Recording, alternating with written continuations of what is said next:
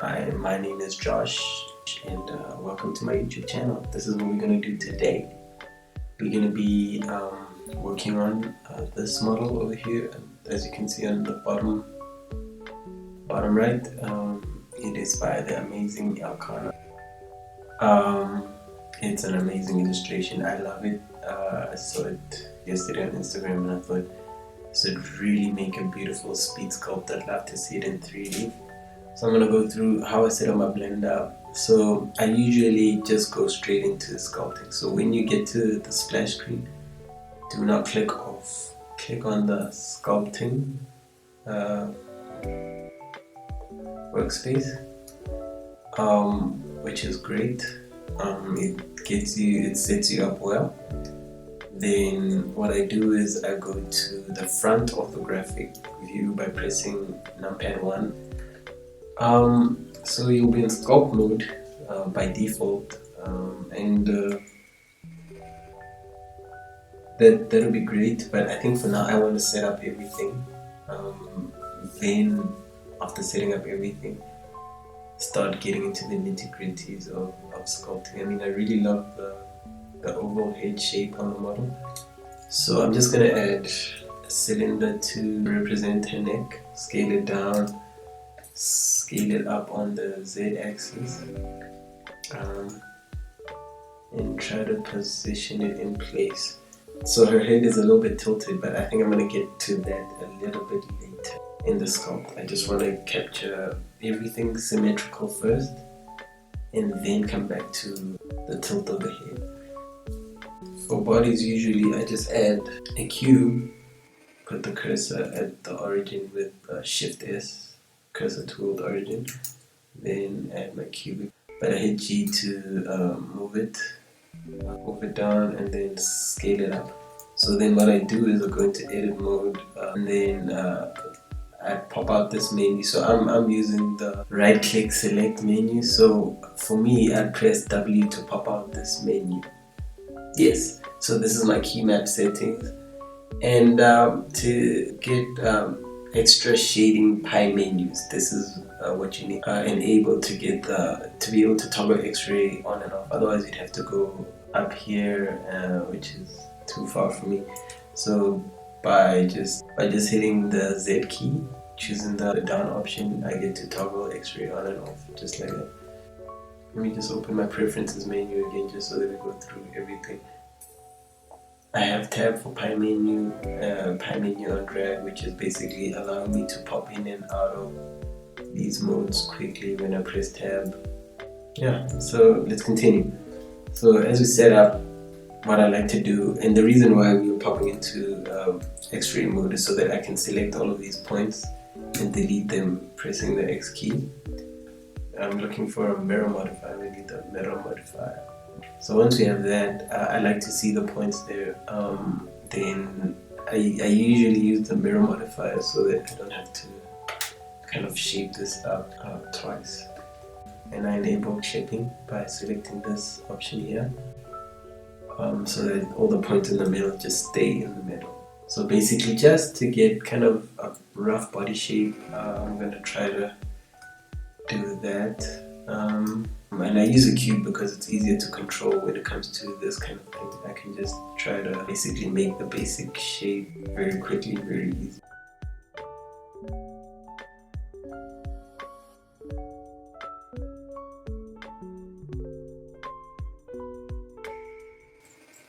Yeah, that's looking fine. I think it needs to be a little bit longer, even though we're not going to see the part. So I think I'm just going to extrude this. Usually I duplicate this sphere and kind of just invert it, so mirror it across the Z-axis, and then kind of tilt it backwards. That's how I quickly get the shape of this kind of hourglass figure. So we could do that. I mean, it's already there, it's already looking decent. Then maybe join them up with Control J. And I think one thing I need to be careful of is to recalculate the normals again.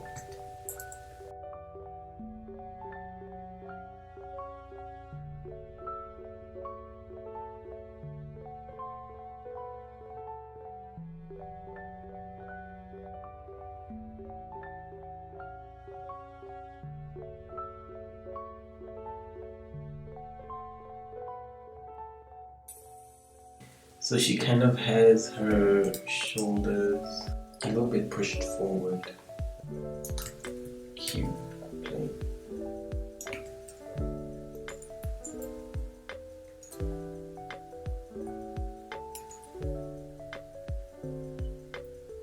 Then we could subdivide that a couple of times.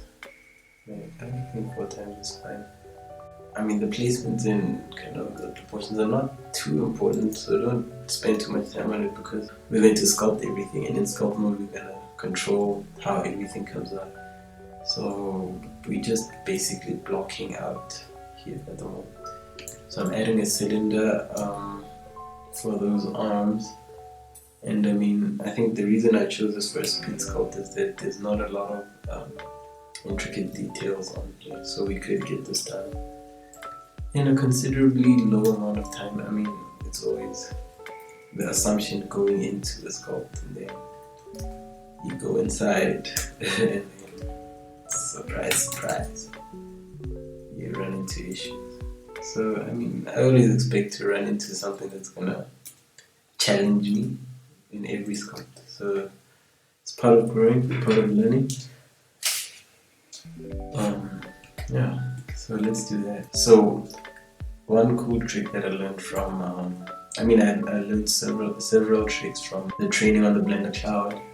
I mean, if you can afford, I'd advise you to take Julian Casper. Yes, that's his name. His course is fantastic. One thing I learned from his course is this trick where you kind of get to mirror things like based on the axis of other things. So what I did there, I added a mirror modifier, then I added the body mesh as the mirror object. So I mean, I could do the same to that, or I could just do that. Then we've got the basics. I'm gonna add maybe these cubes down here for the breasts, and I think that'll be it for the block out. I think I want to add some ears as well. Yeah, around about there, I think. So I think I want to focus on getting that head shape right now. So I think one thing that really helps me focus is hiding all these other things. Knowing that they're in place is great, but always having to look at them I find it a little bit distracting. So just hide them. I'll keep the neck on there for now because it helps me to see everything in perspective, in the correct perspective. Just having the neck there, it helps. I don't know why, but it helps. So front orthographic view, pop into sculpt mode. What I usually try to do first with sculpting a head is to chop off the sides of the sphere. This is basically something that I've observed from a lot of sources. I think the first person to explain this well was, or maybe the most famous person to explain it well, was Andrew Loomis, who has a book on drawing heads, and basically the way he simplifies the head is kind of like a sphere with basically that's chopped off. So you can check out Andrew Loomis and those references. But that's how I like to start my process. So usually I kind of so what I use is the line project tool right now. I used to use booleans in previous versions of Blender, but now I use this line project tool, which I think it's great. So for this particular head, I want to be very careful in trying to keep the head shape very oval and very soft. As I'm observing, I'm trying to capture that shape, that sharp chin there, and it's a really, really pretty drawing. I mean, this base is already, in my opinion, going in the right direction, which is great. It's great. So I'm going to try to show you which brushes I'm using. The brushes that I use are the standard brushes. I haven't really messed with any of the brushes, and I have my favorite brushes that help me get things done. But sculpting is such a organic, personal, like it's based on personal. So the brushes that work for me might not be the brushes that work for you. I know I've seen some time lapses where people use certain brushes, and I tried those brushes. They didn't quite work for me. I mean, the worst that Blender can do is crash if you click on all the brushes. So I encourage you to experiment. Use all the brushes that you want to use, and I think as you practice, you'll get better and you'll get to know which brushes you like. So to push into to create some sort of jawline, I like to use the draw brush in its normal state. I just try to make something like that, just to show separation for where the jawline is going to be, and I kind of have to try and follow the reference. I think the most important thing is having a reference, know how to follow it. Anatomy is very important, but it's also something that's very tricky to grasp, especially quickly. So you kind of have to go through sculpting. So look at anatomy. I know the things that helped me initially were, there was an app called, I don't know how to pronounce that name, but this app really shows the muscles and where everything is. And it was I think it's an iPad app.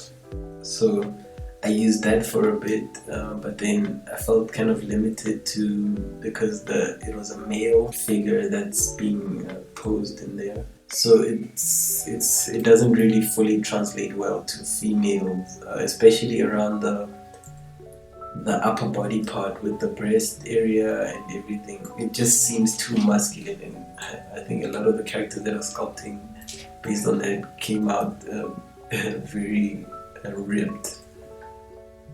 So I ended up trying to look for more sources and look for more references. So you do find, if you look for muscle references for female body types and anatomy for that, but it's something that you kind of have to digest slowly and kind of learn as you go. Learn as you put in your reps. So sculpting, just sculpt. If you can sculpt every day, it would help you so much. I want to put in the ears so that I can start making a little bit of more progress on this.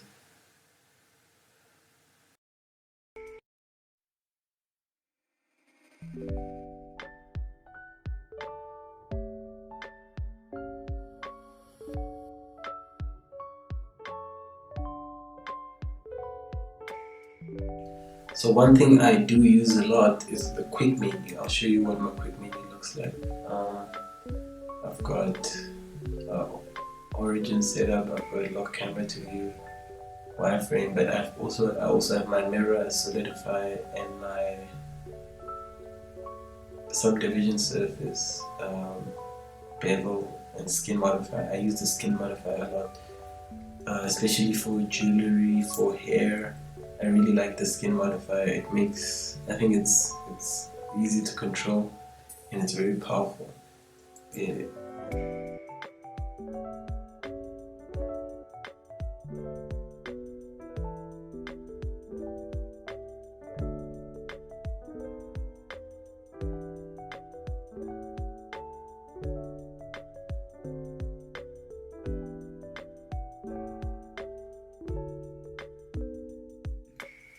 So it's at around this time where I start kind of upraising everything. I kind of see where this is going. I kind of start upraising everything. So I mean, one brush that I really love is the scrape brush. I usually access it from this menu with pressing spacebar and then shift 6. Oh no. Oh, spacebar and 6. Sorry. I press shift 6. It goes somewhere else.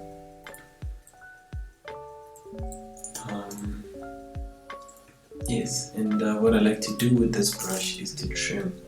I really don't like the flattened brush. It sometimes raises things for reasons I don't understand. So I prefer the scrape brush because it's the best brush to trim with, in my opinion. So that's what I use when I need to kind of trim something. And I mean, it happens a lot where you need to kind of trim and have that flattened shape. I mean, something that I learned as I was sculpting was these landmarks here on the brow, where if you look at the skeleton, there's a bit of a hole here on the brow line. So usually there's kind of some sort of change, like sharp change here from the forehead to the side of the head. So it's kind of something that I try to remember as I'm sculpting.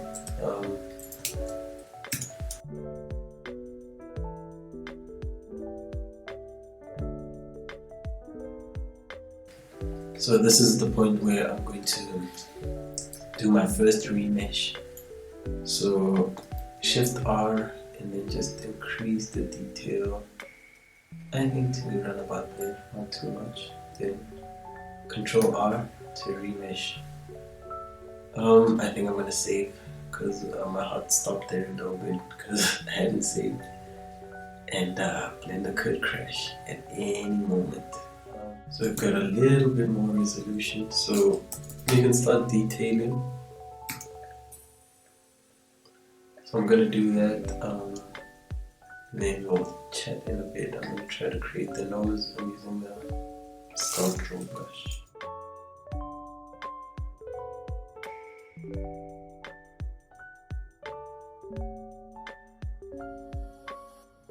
Okay, so I think I'm gonna leave the nose at that. I'm gonna try to create the mouth as well. I mean, it's really such a beautiful drawing. Props to Alcana Studios.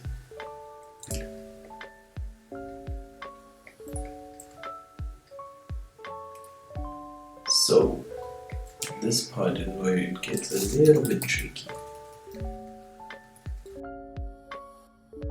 I think a lot of sculpting tutorials that I watched, and this is how I got to practice it as well, is that when you draw a mouth, let's say that the mouth, you kind of make this M shape, but what they mean is this kind of thing, right?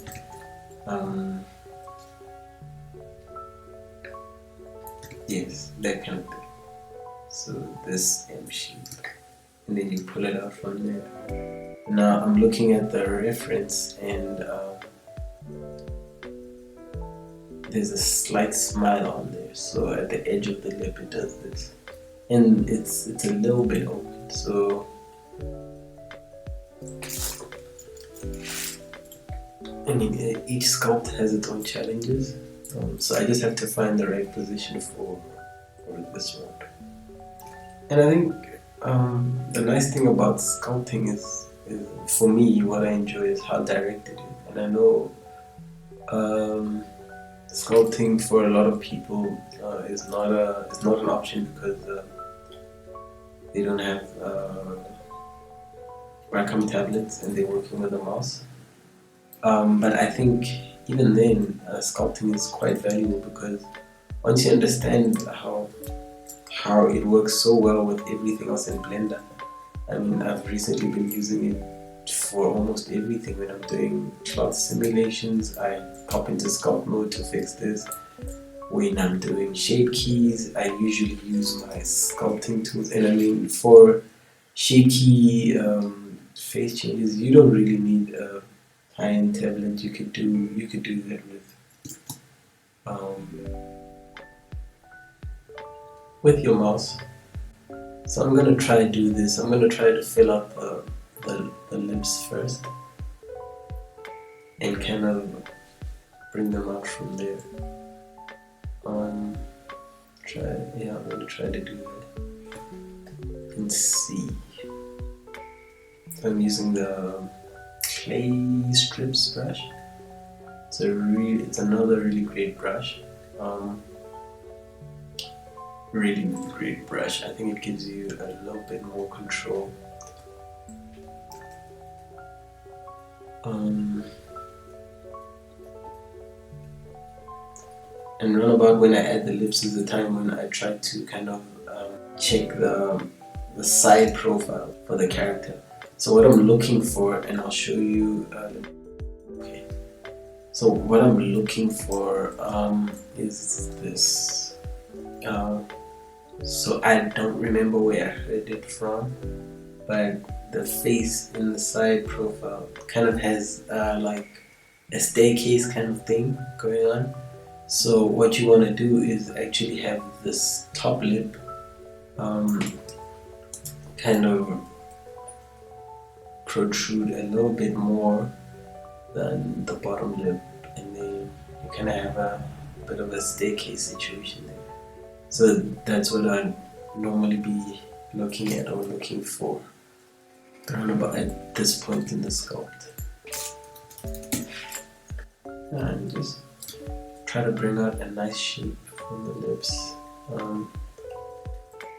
I keep smoothing, and I try to manage the transition between this part and into the lip, because it can be quite harsh sometimes. I think another landmark that's important, that's I think easy to forget, is this chin bump here. Where you kind of have to get a bit of a chin bump and kind of sometimes I even crease it up just to show that it's there. Just add a little bit of a crease there. So yeah, I think I'm gonna make a bit of a hole.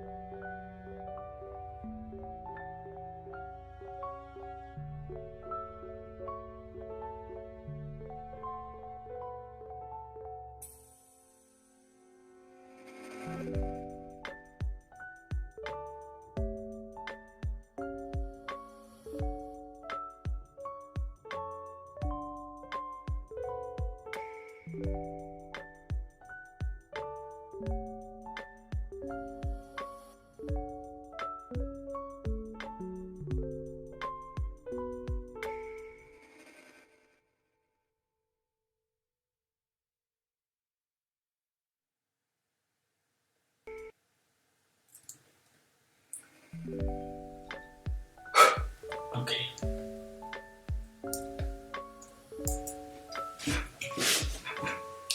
Okay, now for the fun part. I say fun part, but it's actually the tricky part, the hard part.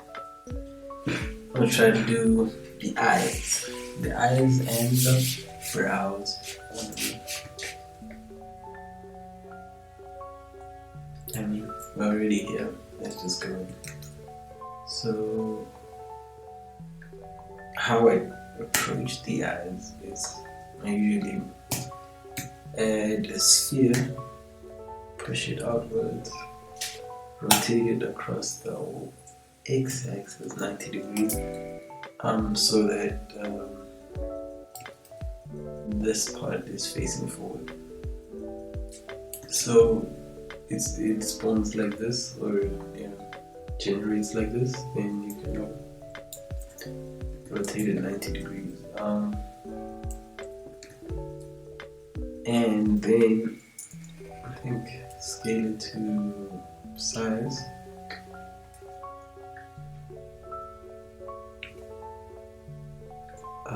Yeah, try to place it in where it needs to be.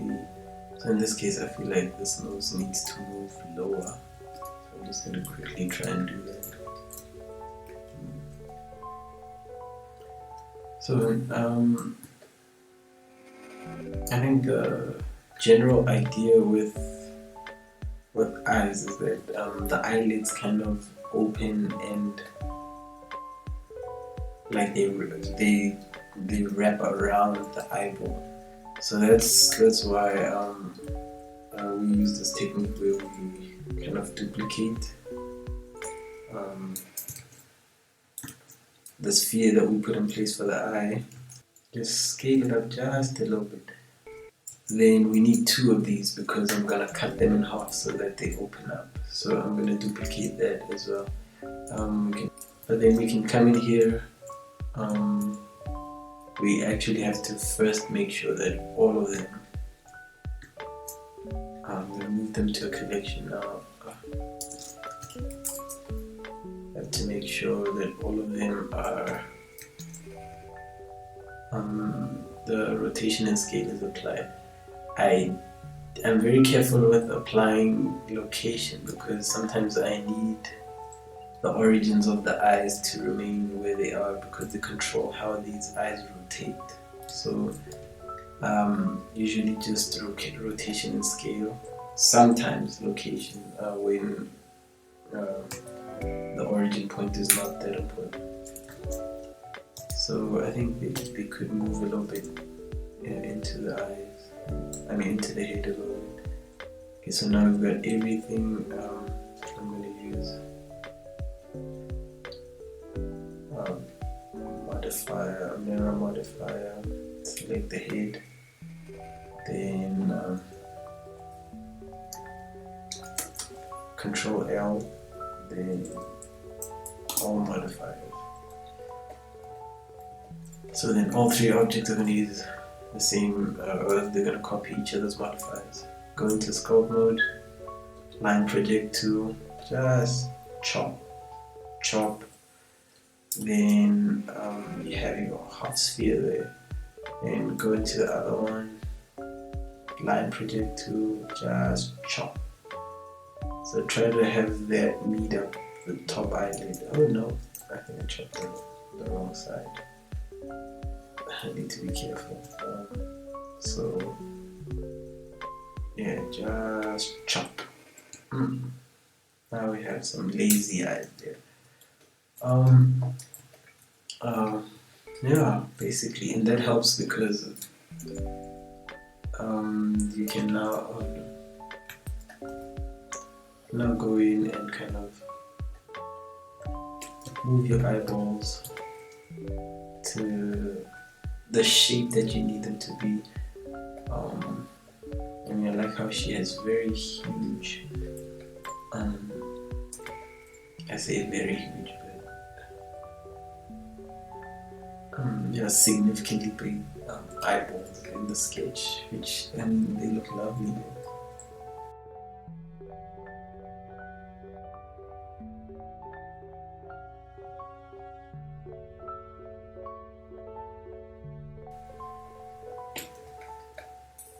Yeah, this is really going so well. It usually doesn't go this well. I'm surprised, but I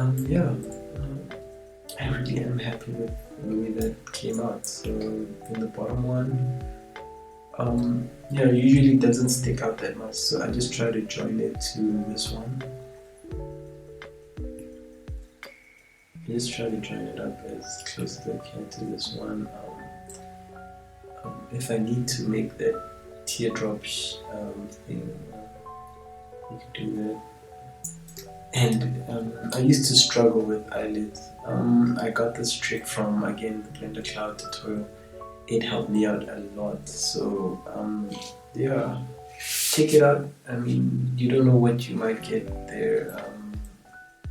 there's probably more tips that you could gain from there than what I'm giving here. And this is not a sponsored video. They didn't pay me to say anything. I just really got so much value from there. And I know what it's like to not have people talk about sculpting and having to try and figure things out. So I really did struggle. You can check my past videos, my past time lapses on this channel. Your eyes were really a bit of a challenge, you know. And I think the reason this way works is because of I think anatomically it just simplifies how the eyeballs really do wrap around the eyelids really do wrap around the eyeball. And then I think one thing that I often overlook is how deep this corner is, this particular corner over here, how deep it is in comparison this corner there, how deep it is in comparison to, or in reality, because it seems like the start of the corner of the eye and this side kind of are on a similar horizontal line, so to speak. So now we can kind of join the eyelids together. Oh, did I join them with the eyeball? That's not great. Just the eyelids. Control J. Then we can kind of go into sculpt mode for both of them.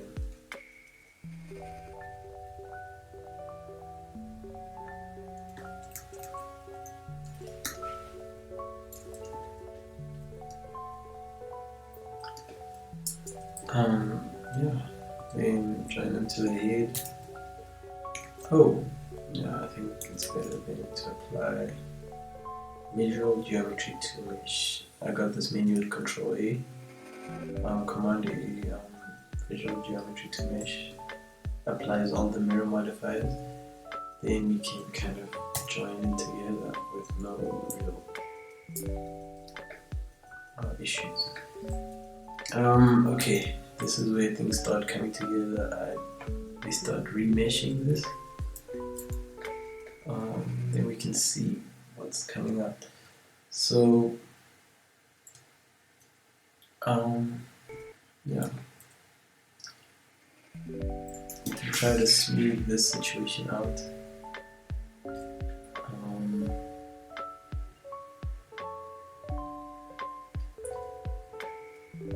Pushing the line down and kind of merging things together there.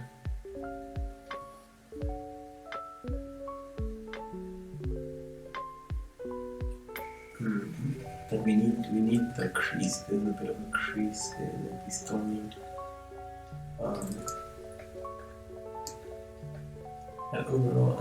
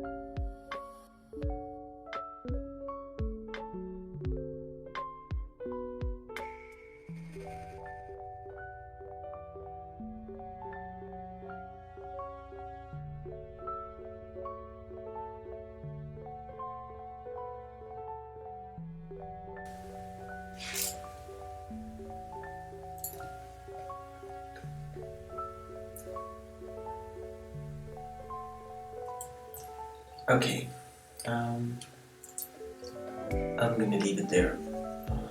Still not happy with those eyes, but I'm gonna leave it there for now. I think I need to put other things in place for me to get the proper perspective, and time is running out, so yeah, I need to move to other parts. Sorry about that. Okay, so right now I'm gonna do something I'm gonna extract the eyebrows, which is something that I get asked about a lot, surprisingly. The extraction process. So what you want to do, or what I usually do, is I use the brush tool. I try for this process, I just set it to a hard brush so that it's kind of so let me show you what it looks like when it's a soft brush. When it's a soft brush, it's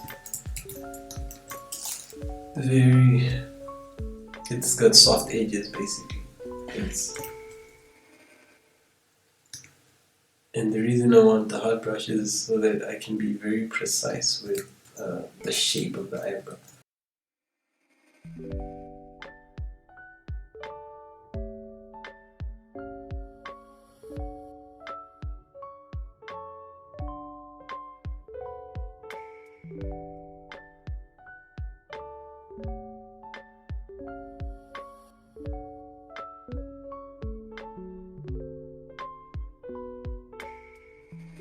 So you can see now after putting the eyebrows, they're a little bit far out, but let's move.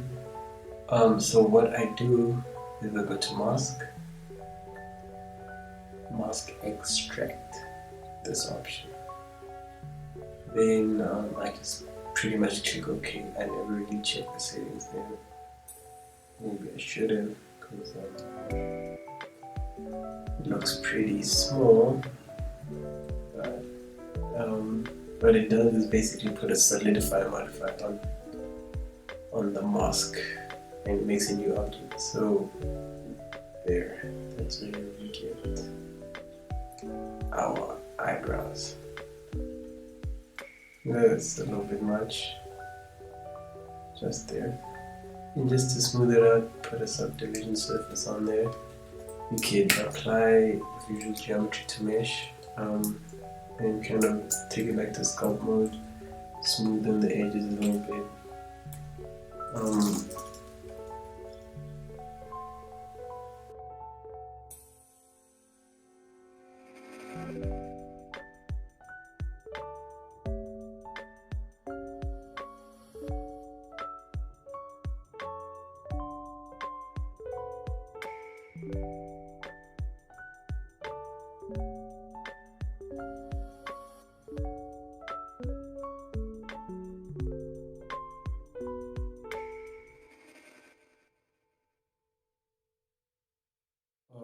Yeah, something happened here that I think maybe was worth noting. So I started sculpting on this ear.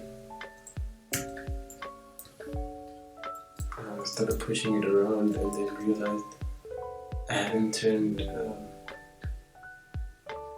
my symmetry on for this particular object. I mean, if something like that happens, so say we've got this situation, then one way to fix it is to first turn on symmetry, then go to your symmetry options, then go to symmetrize. I usually sculpt on the positive side of X, so you match positive X to the negative X, and then just press symmetrize, and then it's going to fix whatever issue. So I just thought I'd mention that. Yeah.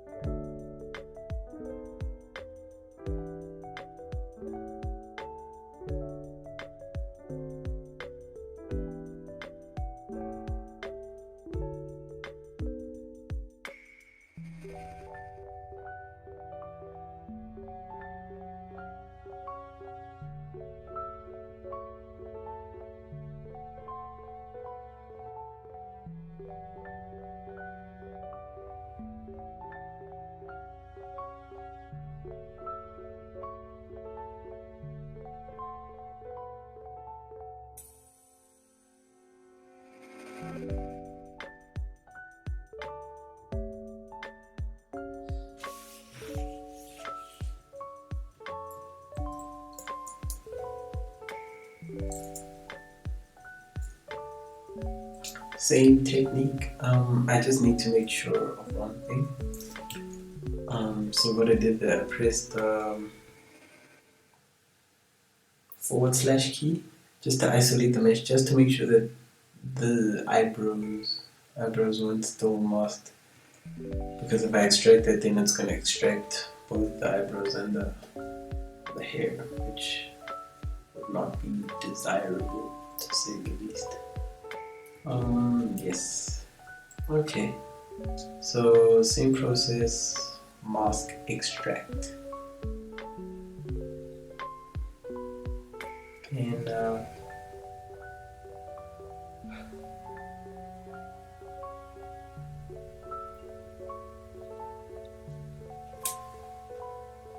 I'm not sure why everything's inverted. I need to check those normals again.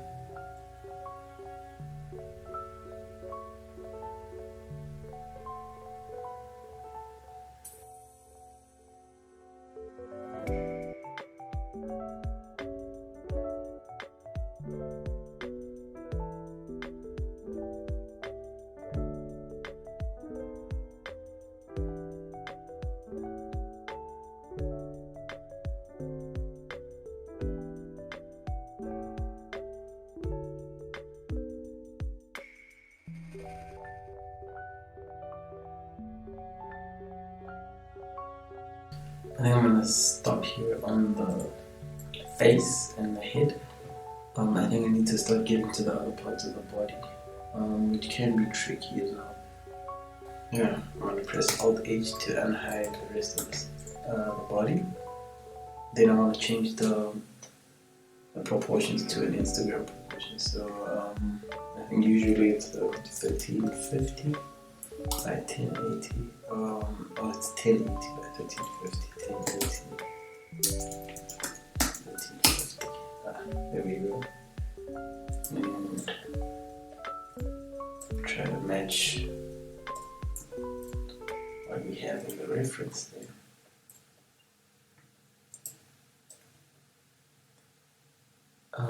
Okay. So I'll just constantly be checking back with that. But for now, I think I'll apply visual geometry to mesh to all the objects, just so that there's no mirror modifiers or whatever that's disrupting. And I'm gonna start with the neck and the torso. Basically, just get a good sculpt of that.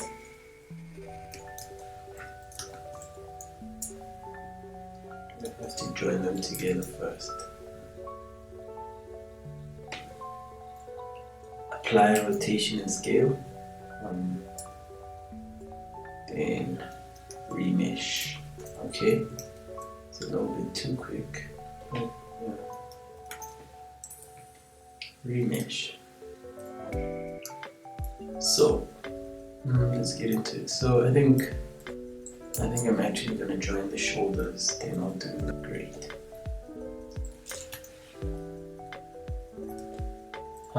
So I mean, the body is basically observing anatomy, getting your landmarks. I wouldn't say I'm perfect at that. The nice thing also about human anatomy is that there's so much variability that you can get away with a few things, but I think learning it is important so that you know where you can get away with it and where you really can't. So you kind of need to know where the muscles are. And I mean, there's no shame in straight up copying where the muscles go. Well, I find no shame in that. I don't think there's any shame in observing an anatomical drawing or 3D sculpt, checking where the muscles are and drawing them in, sculpting them in. There are ways I like to think of things that kind of help me out. So there's this muscle over here that kind of goes to the center of the chest. Usually it's more pronounced in more muscular figures or muscular characters. There's also the collarbones that are quite evident, and also protruding through on the concept out there. Somebody explained it as like a bow that's kind of forming here.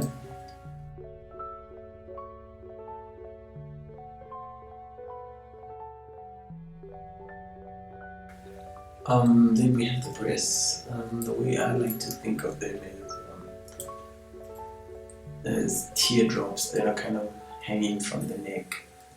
I think I learned that from drawing. That's how I used to draw them. So I think when I started sculpting them, I tried to apply the same technique. So basically, I'm gonna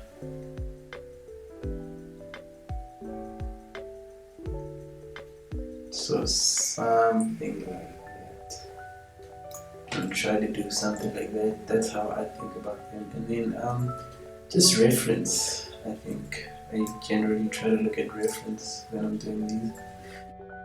I'm only looking at the concept today, but generally I like to reference real world human figures and how the breasts sit, how they, yeah.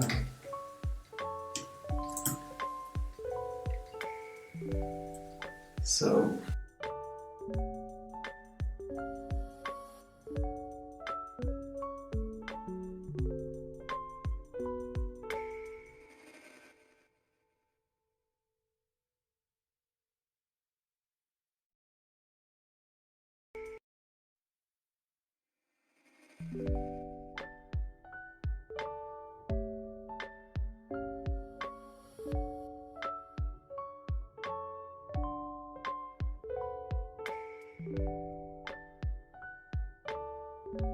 I think because she's wearing a bra, I try to push these closer together.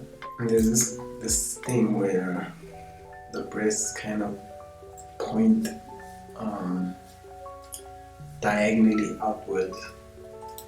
In this area, they kind of point that way, so to speak. Yeah. So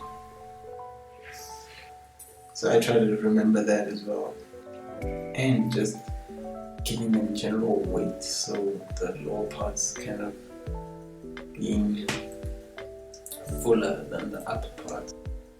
So there's the teardrop shape that I'm trying to form.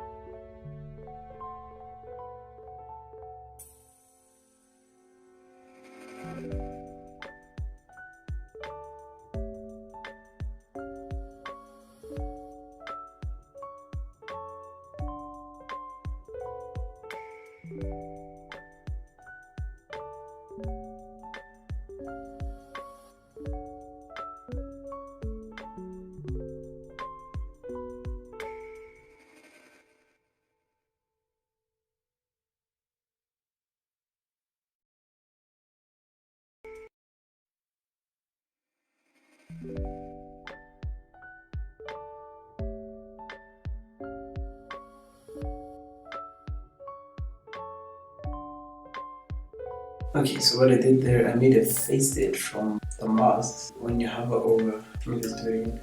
So face edge from mask, I press the W key to pop out this menu. Face edge from mask. Then you just hide you press Shift H over the area that you want to hide, and it goes away. So what I want to do now is this. What I want to make is this bra. Not sure if the best way to do it. I don't have time, so I think I'm going to do a mask extract. I will model it, but Yeah, I don't think I have the time.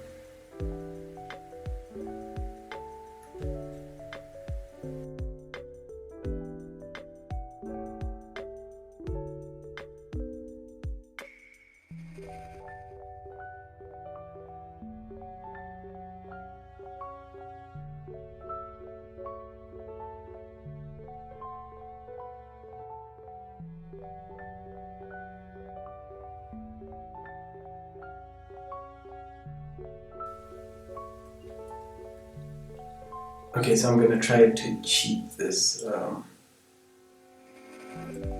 this bra just so that I don't spend too much time on it. It's not a terrible looking bra, but it could be better. Okay, let's try to add the details for this.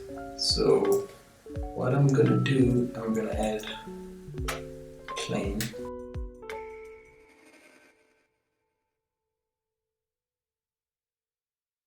There, I merged the points, the vertices at the center. So that's gonna make all the 4 vertices into one. Which now I can't see that vertex, which is great. Oh, okay. So I'm in space right there. So what I'm gonna do then is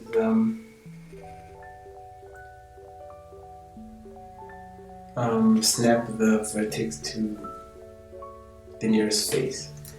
Then I'm basically going to add a mirror modifier, a skin modifier, Control A to just make it a little bit smaller. I think a subdivision surface on top of everything. And then I'm just gonna trim this part. I press down Control and I click, and it's gonna follow.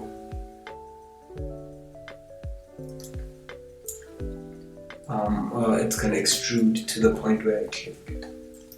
So that's really nice.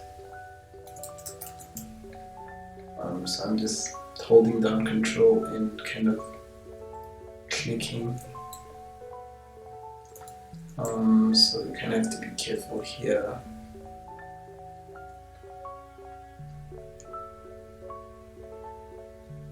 I'm gonna make it.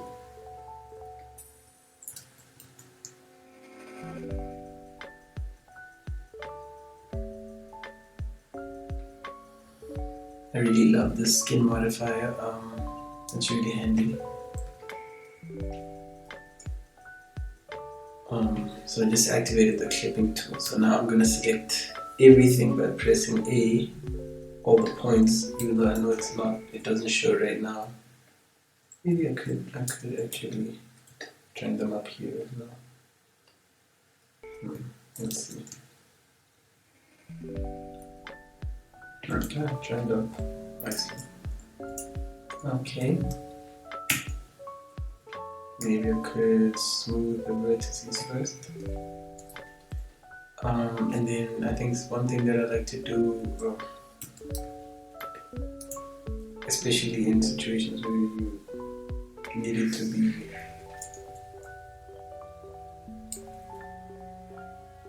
thinner, I just go to bevel weight.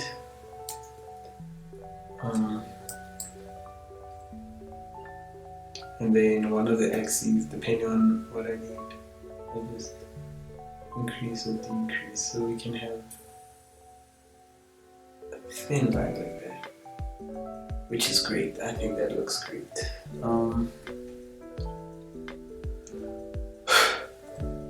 So then I'm just gonna pick the top point there.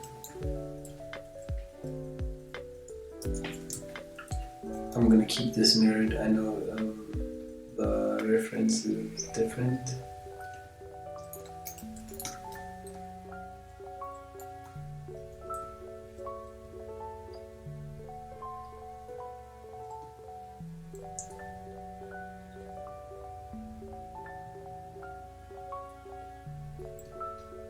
Just gonna try to create that loose bra strap. Try to drain it back to that.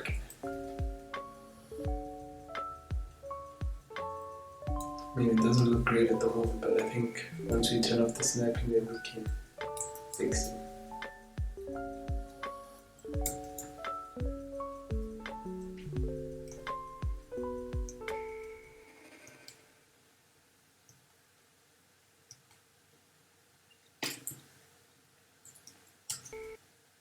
Subdivide those points. And I really do prefer the skin modifier over the curves, because they just give you a more direct, I don't know, a more direct way of dealing with things.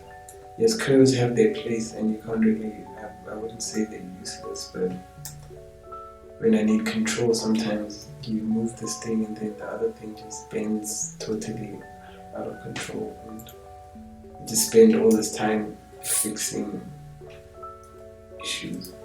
So with this, you really get what you get, which is nice.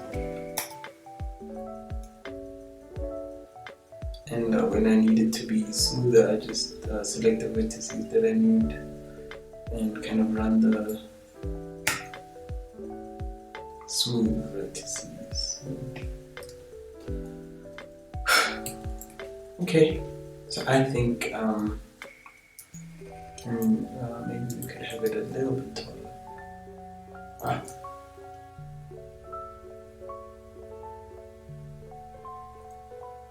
Yeah. Then smooth shading on the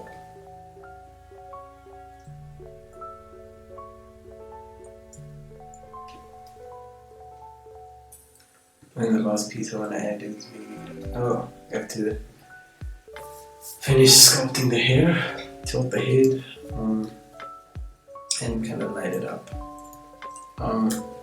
We'll quickly do some eyelashes. Add a plane, add a mirror modifier, mirror according to that object. We add a solidify modifier.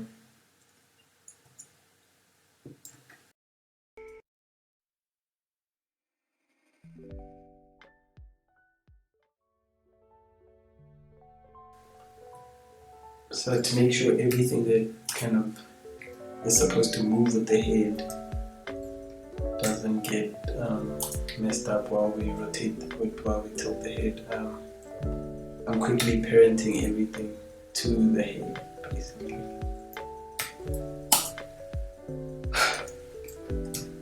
And then we're going to try to match the tilt, so I don't know.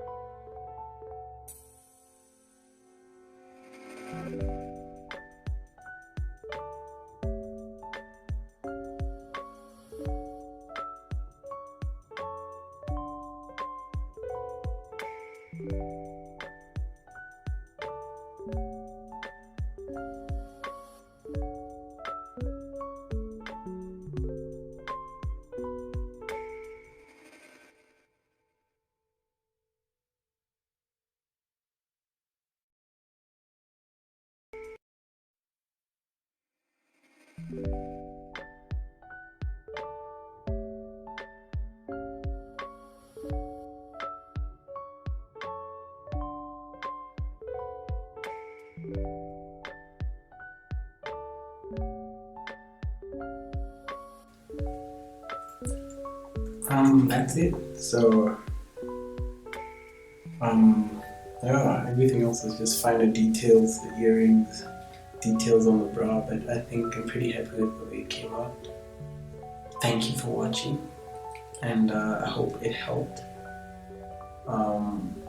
I hope I was able to clarify a lot of things that I skipped over in my time-lapse videos. But please, I know we're all learning. I'm still learning. So any tips that you guys have for me, please leave it in the comments. Yeah, and any feedback on my videos. This is my first time speaking over my video, so I know it definitely won't be perfect. Please let me know in the comments below what you liked, what you hated, where I should improve. I'm looking forward to hearing from you. That's it from me.